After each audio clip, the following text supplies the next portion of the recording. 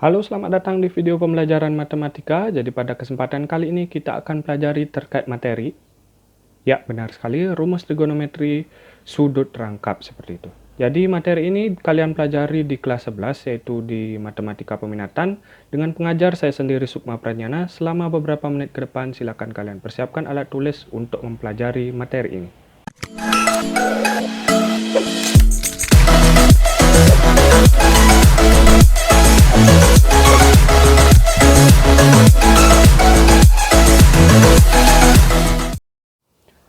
Oke, materi rumus trigonometri sudut rangkap kelas 11 matematika peminatan. Jadi sebelum mempelajari terkait materi ini, kalian harus mempelajari materi sebelumnya di playlist, yaitu terkait materi jumlah selisih dua sudut. Jadi setelah kalian mempelajari materi sebelumnya, baru kalian bisa mempelajari terkait materi ini, yaitu rumus trigonometri sudut rangkap. Jadi kita langsung saja. Di sini untuk menemukan rumus-rumus trigonometri sudut rangkap atau bisa kita bilang sudut ganda seperti itu. Di sini kita misalkan A atau alfa adalah sudut tunggal. Maka 2 kali sudut alfa ditulis 2A. Nah, itu disebut juga sudut ganda atau sudut rangkap yang kita bahas pada kesempatan kali ini, yaitu trigonometri sudut ganda sin 2A, cos 2A, dan tangan 2A seperti itu. Jadi kita akan cari ketiga rumus ini, sin 2A, cos 2A, dan tangan 2A. Untuk rumus sin 2A, kita perhatikan kembali rumus yang sebelumnya kita pelajari, yaitu di pembahasan jumlah dan selisih dua sudut, yaitu di sini ada rumus sin A tambah B sama dengan sin A dikalikan dengan cos B ditambah cos A dikalikan dengan sin B. Nah, jika kita misalkan alfa dan betanya ini memiliki besaran yang sama, sudut elevasi yang memiliki besaran yang sama, maka kita misalkan boleh salah satunya saja, yaitu alfa saja boleh atau beta saja boleh. Di sini kita misalkan apabila sudut beta diganti dengan alfa atau substitusi betanya sama dengan A, maka rumus di atas akan menjadi, ingat ya, betanya diubah menjadi A. Makanya di sini menjadi rumusnya sin alfa ditambah alfa atau sin A tambah A sama dengan sin A dikalikan dengan cos A tambah cos A dikalikan dengan sin A. Dengan operasi aljabar kita dapatkan bahwa sin 2A, ya karena di sini A ditambah A ya, menjadi sin 2A sama dengan sin A dikalikan dengan cos A ditambah cos A dikalikan dengan sin A. Kita ingat kembali bahwa sin alfa atau sin A dikalikan dengan cos A itu bernilai sama dengan cos A dikalikan dengan sin A. Hanya posisinya saja yang berbeda. Tapi di perkalian kan operasinya sama saja. Jadinya sin 2A sama dengan 2 dikalikan sin A dikalikan dengan cos A. Seperti itu.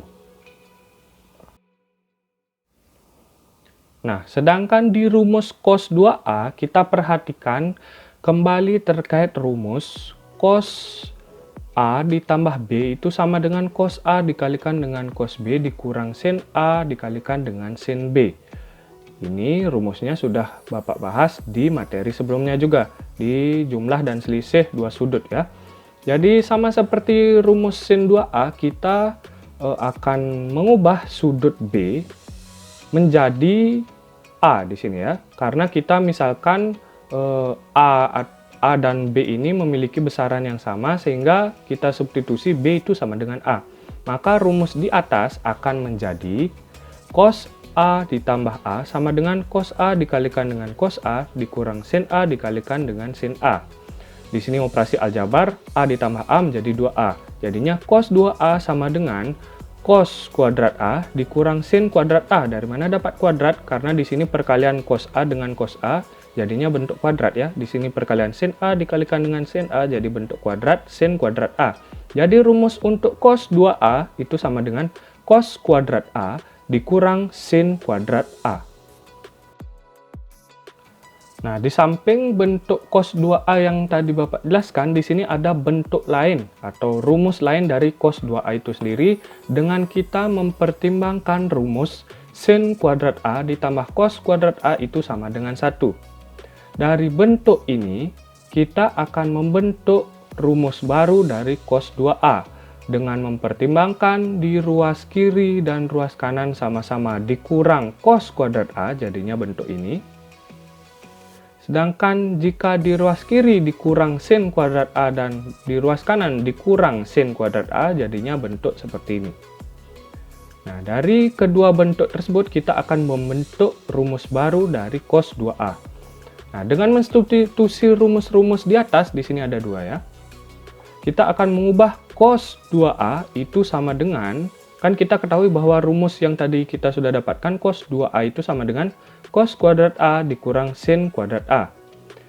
Dan sedangkan kita sudah ketahui bahwa sin kuadrat A itu sama dengan 1 kurang cos kuadrat A.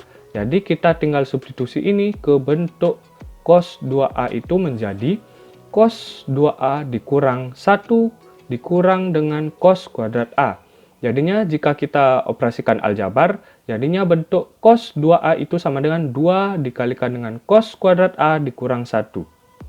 Di sini cos 2A, terus di sini negatif dikalikan dengan negatif, hasilnya menjadi positif. Jadinya cos kuadrat A itu ada 2 ya, dijumlahkan menjadi 2 cos kuadrat A dikurang 1.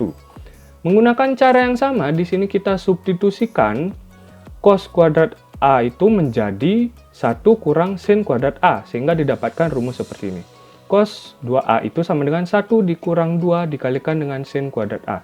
Jadi kita sudah menemukan dua rumus baru dari cos 2A itu sendiri, yaitu ini dengan ini. Tadi kita sudah membahas sin 2A dan membahas cos 2A. Sekarang kita mencari rumus dari tangen 2A. Nah, kita perhatikan kembali terkait rumus yang sudah kita ketahui, yaitu tangen A ditambah B itu sama dengan tangen A ditambahkan dengan tangen B per 1 dikurang tangen A dikalikan dengan tangen B. Nah, apabila kita misalkan sama seperti di sin dan cos, kita misalkan A dan B itu memiliki besaran yang sama, sehingga kita substitusi B itu sama dengan A, maka didapatkan rumus baru, yaitu tangen A ditambah A sama dengan tangen A ditambah tangen A per 1 dikurang tangen A dikalikan dengan tangen A. Di sini tangen A ditambah tangen A jadinya 2 tangen A. Terus di sini tangen A dikalikan dengan tangen A jadinya tan kuadrat A. Jadinya bentuk terakhir dari tan 2A itu sendiri yaitu sama dengan 2 tangen A per 1 dikurang tan kuadrat A. Bisa kalian screenshot atau pause video ini terlebih dahulu lalu screenshot jika kalian memang perlu untuk mencatat terkait rumus-rumus yang didapatkan. Sekarang Bapak akan jelaskan terkait rumus sinus, kosinus, dan tangen sudut pertengahan. Jadi rumus-rumus ini sangat jarang sekali kelihatan di buku ataupun LKS. Jadi pada kesempatan kali ini Bapak akan jelaskan dari mana penurunan rumus sudut pertengahan ini. Jadi ada beberapa rumus di sini yang akan Bapak turunkan, yaitu yang pertama sin setengah theta dan cos setengah theta. Jadi untuk mendapatkan rumus ini yang dijadikan dasar untuk mendapatkannya yaitu rumus cos 2A itu sama dengan 1 kurang 2 dikalikan dengan sin kuadrat A, dan cos 2A itu yaitu rumus keduanya yaitu 2 dikalikan dengan cos kuadrat A dikurang 1. Kedua rumus ini yaitu dua rumus baru yang didapatkan pada penjelasan yang pertama tadi, di yang sebelumnya ya. Jadi untuk sin setengah theta itu kita dapatkan ini. Nah, melalui rumus cos 2A yang baru ini, kita pindahkan ruas cos 2A-nya ke kanan dan negatif 2 sin kuadrat A-nya ke ruas kiri. Jadinya bentuk yang di bawahnya. Nah, melalui bentuk ini kita operasi aljabarkan juga. Di sini dibagi 2, di ruas kiri bagi 2, dan di ruas kanan juga dibagi 2, jadinya bentuk yang di bawahnya. Sin kuadrat A itu sama dengan 1 kurang cos 2A per 2. Nah, setelah itu, di sini kan ada bentuk kuadrat ya. Jika bentuk kuadrat dipindah ruaskan, maka menjadi bentuk akar, seperti di bawahnya ini. Jadinya sin A itu sama dengan akar 1 dikurang cos 2A per 2. Nah, dengan mengganti ataupun mensubstitusi A itu menjadi setengah theta, maka kita ubah A-nya itu menjadi setengah theta. Jadinya sin setengah theta sama dengan kurang lebih akar 1 dikurang cos theta per 2. Nah, dapat dari mana theta-nya ini? Karena kita misalkan A itu setengah theta, maka di sini jika kita ketahui 2A, maka diubah menjadi theta. Nah, sama juga kita berlakukan di rumus cos setengah theta.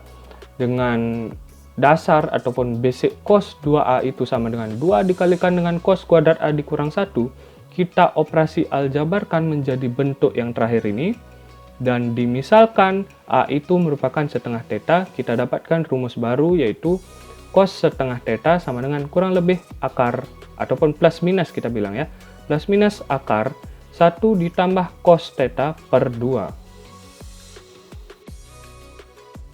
Oke, setelah tadi kita membahas sin setengah theta dan cos setengah theta, sekarang kita akan bahas rumus tangen setengah theta.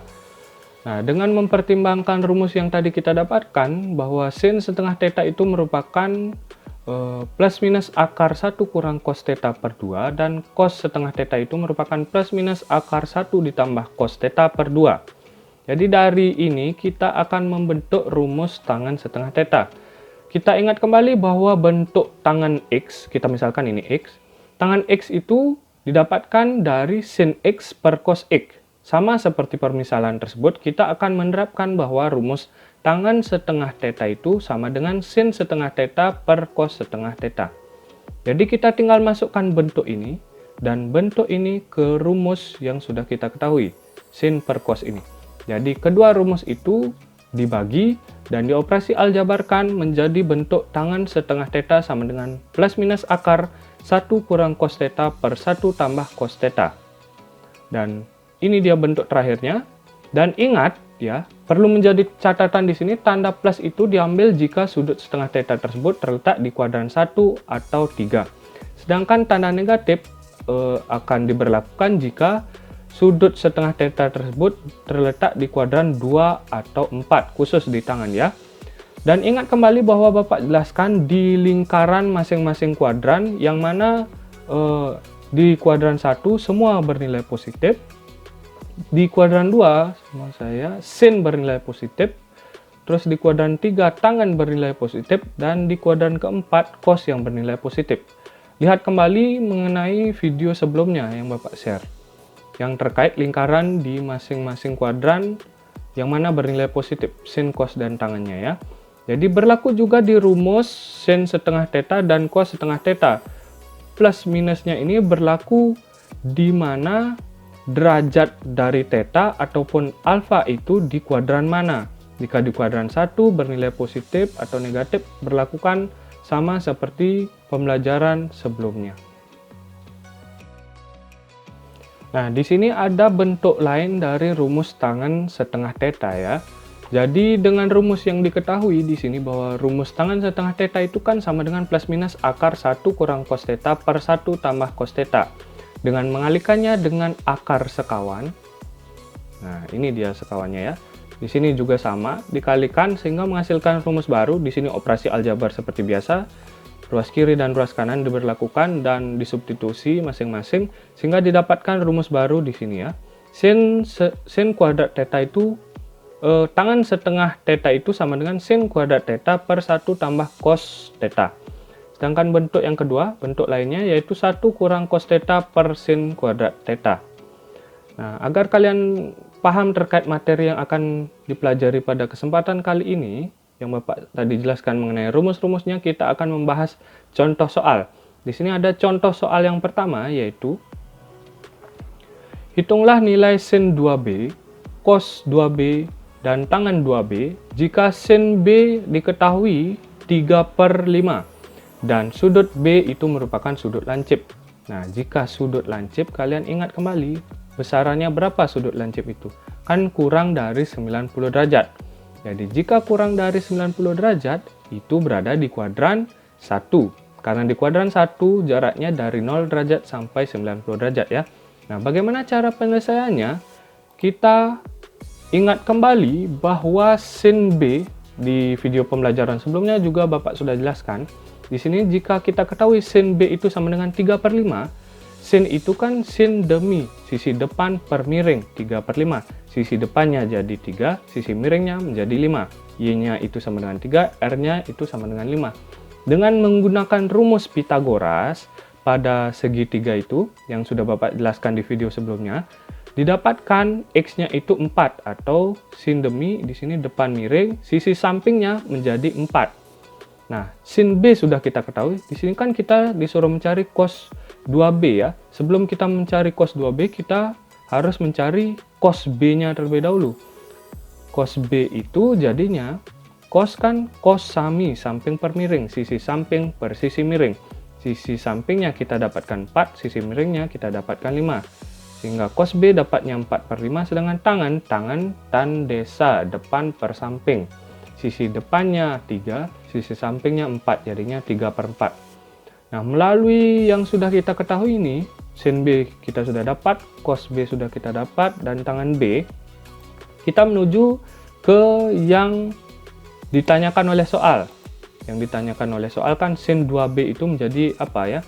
Sedangkan untuk rumus sin 2B kita sudah ketahui pada penjelasan awal sekali tadi, didapatkan bahwa rumus sin 2B itu merupakan 2 kali sin B dikalikan dengan cos B. Sin B sudah kita ketahui berapa, cos B sudah kita ketahui berapa, tinggal kita substitusi. Jadinya 2 dikalikan 3/5 dikalikan dengan 4/5. Tinggal dikalikan seperti biasa, jadinya kita mendapatkan 24/25. Kita sudah dapat nilai dari sin 2B. Nah, lalu dari mana kita mendapatkan cos 2B? Kita sudah ketahui rumus cos 2B yang sudah Bapak jelaskan di awal, yaitu cos kuadrat B dikurang sin kuadrat B. Sedangkan sudah kita ketahui cos B itu berapa, sin B itu berapa. Di sini sudah juga dijelaskan untuk sin 2B-nya. Sin B itu kan 3/5, jadinya 3/5 kuadrat. Oh, maaf ya, di sini ya. Sin kuadrat B, sin B-nya 3/5, di sini 3/5 kuadrat. Terus cos B sudah kita ketahui bahwa nilainya 4/5, jadi 4/5 kuadrat. Dikuadratkan terlebih dahulu, baru dikurangkan. Nah, 4/5 kuadrat hasilnya 16/25, 3/5 kuadrat hasilnya 9/25. Dikurangkan seperti biasa, 16 kurang 9 hasilnya 7, dan penyebutnya 25 ya, 7/25 jawabannya. Sedangkan di tangan, kita ketahui bahwa rumus pertama dari tangan 2A itu 2 tan B per 1 kurang tan kuadrat B. Kita sudah ketahui bahwa nilai tangan B itu merupakan 3/4. Tinggal kita substitusi, jadinya 2 dikalikan dengan 3/4 per 1 dikurang 3/4 kuadrat. Nah, untuk di sini dikalikan terlebih dahulu, terus di sini dikuadratkan terlebih dahulu. Jadinya hasilnya 6/4 per 1 dikurang 9/16. Nah, kita lihat pembilang dan penyebutnya. Di penyebut kita operasikan pengurangan sehingga hasilnya 7/16. Jadinya 6/4 dibagi 7/16. Dijadikan bentuk perkalian. Tinggal dibalik antara pembilang dan penyebut. Jadinya 6/4 dikalikan 16/7 hasilnya 24/7. Sehingga untuk persoalan di contoh soal 1 sudah selesai. Agar kalian lebih paham, di sini Bapak akan jelaskan mengenai contoh soal 2. Jadi contoh soalnya di sini diterangkan bahwa tanpa menggunakan tabel atau kalkulator, hitunglah nilai dari cos 22,5 dan sin 112,5 ya. Di sini Bapak jelaskan untuk cos 22,5-nya saja. Nah, perhatikan bahwa 22,5 terletak di kuadran 1, benar ya, karena kurang dari 90 derajat. Kuadran 1 yaitu jaraknya dari 0 derajat sampai 90 derajat. Ingat kembali terkait video pembelajaran sebelumnya. Nah, dengan demikian cos 22,5 bernilai positif. Kenapa bernilai positif? Karena berada di kuadran 1. Di kuadran 1 semua bernilai positif, yaitu sin cos tangan bernilai positif. Di kuadran 2, sin saja yang bernilai positif. Di kuadran ketiga, tangan saja yang bernilai positif. Dan di kuadran keempat, kuadran terakhir, yaitu cos yang bernilai positif ya. Nah, jadi kita di sini mengkondisikan 22,5 ini terhubung atau sinkron dengan sudut-sudut istimewa yang sudah Bapak jelaskan, yaitu tabel sudut-sudut istimewa. Ingat, yaitu 0, 30, 45, 60 sampai dengan 90 ya. Kita kondisikan bentuk ini sehingga terhubung dengan sudut-sudut istimewa jadinya. Nah, sudut 22,5 derajat ini merupakan setengah dari 45. Silakan kalian hitung sendiri. Pasti 45 derajat ini merupakan sudut istimewa. Perhatikan kembali terkait tabel sudut-sudut istimewa ya. Jadi melalui yang kita ketahui ini bahwa 22,5 merupakan setengah dari 45 derajat, kita terapkan rumus cos setengah alfa, atau dijelaskan tadi cuma beda redaksi. Bapak jelaskan tadi bahwa cos setengah theta ya rumusnya. Tapi di sini diganti menjadi A sehingga didapatkan akar 1 ditambah cos A per 2. Di sini bernilai positif karena berada di kuadran 1, seperti penjelasan sebelumnya. Maka kita kondisikan A-nya ini kita ubah menjadi sudut istimewa. Nah, di sini kan cos 22,5 itu merupakan setengah dari 45 derajat, jadinya setengah 45 derajat. Jadi kita mencari cos setengah 45 derajat itu sama dengan akar 1 ditambah dengan cos 45 derajat per 2. Jadinya, jika kita hitung, nilai dari cos 45 derajat itu kan setengah akar 2, dapat kalian lihat di tabel sudut-sudut istimewa. Dan kita hitung menggunakan operasi aljabar biasa, kita dapatkan nilai akhir dari cos setengah A itu hasilnya yaitu setengah akar 2 ditambah akar 2. Ini hasil akhirnya. Nah, sedangkan untuk 112,5 untuk soalnya kita mencari sin 112,5 derajat ya. Silakan kalian ketik di bawah video ini yang Bapak akan share di Google Classroom.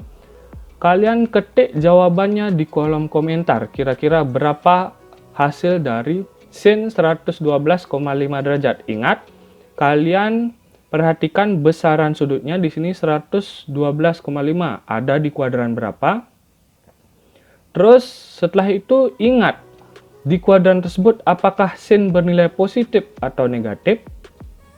Langkah berikutnya, kalian hubungkan 112,5 ini dengan sudut-sudut istimewa dan berlakukan rumus yang sudah Bapak jelaskan di awal.